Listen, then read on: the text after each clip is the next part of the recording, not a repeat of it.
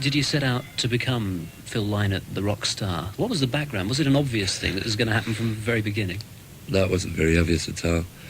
The reason that got me into a band in the first place was that I had an uncle a year older than me, and we used to go to this dance called Father Brown's, and he'd get up halfway through this dance, anyway, they'd stop playing records and they'd get people up to sing.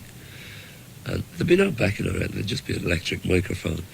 But he used to get up all the time and sing Cliff Richard songs all the time, you know.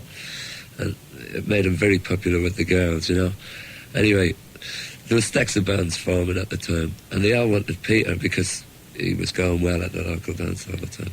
So this band asked him to join them, and he joined them. And there was another band after him, so they said, we'll ask Phil, will he join us? And then he'll probably tell Peter how good this band is, and maybe we could get Peter. I mean, this was the thinking, you know. That's how it all started. Yeah.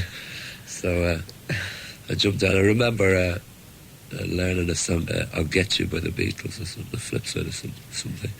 And that's how it started. And then when all the girls started flocking, you suddenly realised there was something in this rock and roll. Oh, it was a long time before the girls started flocking. We used to play all these bingo halls, you know, like more old dears, you know, sitting out there going, we want the bingo. And then we'd do a lot of charity jobs, you know, for disabled or, you know, wherever. Any gig at all, you know, we'd play anywhere. Does your family now realise that you made the right decision when you went into music? I wonder whether they backed you up in the very beginning. No, they didn't like it at all.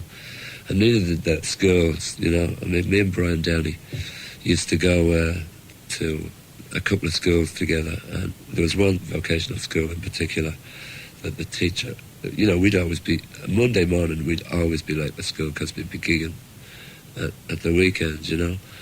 So one Monday morning the two of us were called down, you know, and the guy pulls us into the office, the headmaster, and he goes, well, what do you want to do?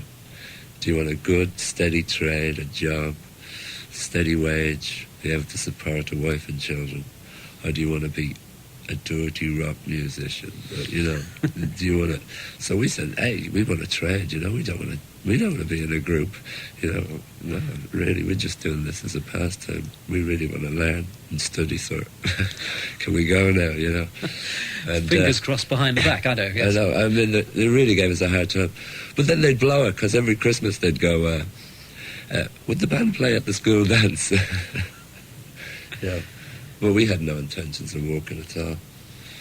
In fact, we had no intentions of coming to school most of the